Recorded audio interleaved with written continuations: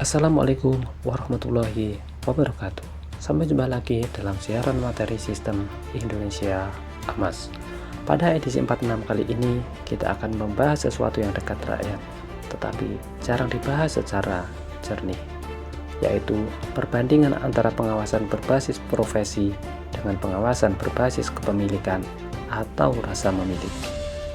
Mari kita mulai dengan contoh sederhana namun sangat dekat dengan keseharian rakyat, yaitu pengerjaan jalan aspal. Selama ini warga yang setiap hari melewati jalan itu sering tidak tahu siapa pengawasnya, bagaimana pengawasan dilakukan, dan apakah prosesnya benar-benar jujur. Beberapa waktu lalu, saya juga berdiskusi dengan seorang yang lama bekerja sebagai sopir proyek. Ia bercerita bahwa pengetesan kualitas aspal tidak bisa asal mengetes. Sudah ada titik-titik tertentu yang ditentukan oleh pelaksana proyek untuk ditunjukkan kepada penguji. Pengawas hanya mengikuti alur yang sudah digariskan, bukan melakukan penilaian penuh integritas. Dari situlah sering muncul praktik suap lapangan, rekayasa, dan formalitas semu. Sekarang coba renungkan, bagaimana jika pengawasannya adalah warga sekitar yang setiap hari melewati jalan itu, yang merasakan getaran ban saat jalan mulai rusak, yang mendengar keluhan tetangga, yang punya kepentingan langsung pada kualitas jalan itu. Tentu rasanya berbeda. Inilah inti gagasan. Pengawasan dengan rasa memiliki jauh lebih kuat daripada pengawasan berbasis profesi semata.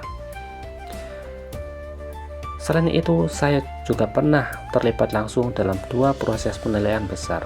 Yang pertama, menyiapkan akreditasi sekolah, dan yang kedua, mengikuti penilaian masjid paripurna. Dan izinkan saya jujur kepada Anda semua, itulah momen yang membuat hati saya tersayat paling dalam. Mengapa? Karena sekolah dan masjid adalah dua tempat yang seharusnya menjadi simbol kejujuran, moralitas, dan keberanian, tetapi justru sering dipaksa tunduk pada permainan formalitas. Saya melihat sendiri bagaimana dokumen dipoles, ruang didandani sementara program dipaksakan hanya untuk memenuhi checklist. Dan yang lebih menyakitkan, banyak yang sadar ini keliru, tapi tetap dilakukan karena semua juga begitu. Bagaimana mungkin kita berharap lahir generasi berilmu yang berkah dan jujur jika proses penilaian lembaga pendidikannya saja dibangun di atas rekayasa dan polesan? Bagaimana mungkin masjid bisa melahirkan ketakwaan jika proses penilaiannya saja mengutamakan pencitraan? Di titik itulah saya semakin mantap merumuskan Sistem Indonesia AMAS, bahwa pengawasan harus dikembalikan pada nurani, bukan sekadar profesi. Dalam Sistem Indonesia AMAS, rakyat diberi peran nyata, bukan simbolis.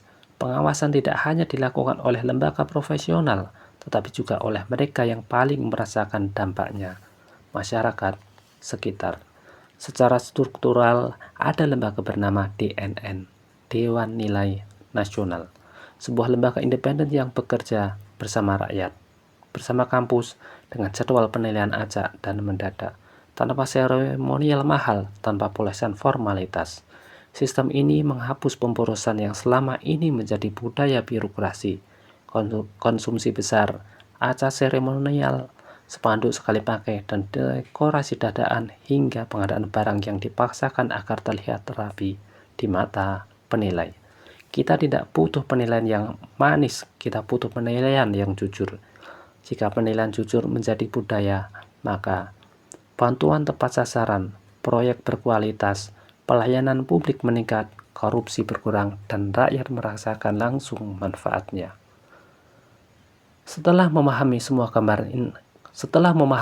gambaran ini, kita seharusnya mulai bertanya pada diri sendiri, mana yang lebih kuat, pengawasan karena profesi atau pengawasan karena rasa memiliki?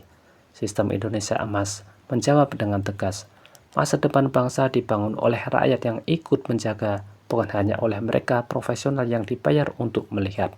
Karena bangsa yang diawasi oleh rakyatnya sendiri adalah bangsa yang akan tumbuh jujur, kuat, dan mandiri. Terima kasih telah mendengarkan materi Sistem Indonesia AMAS. Nantikan materi berikutnya. Wassalamualaikum warahmatullahi wabarakatuh.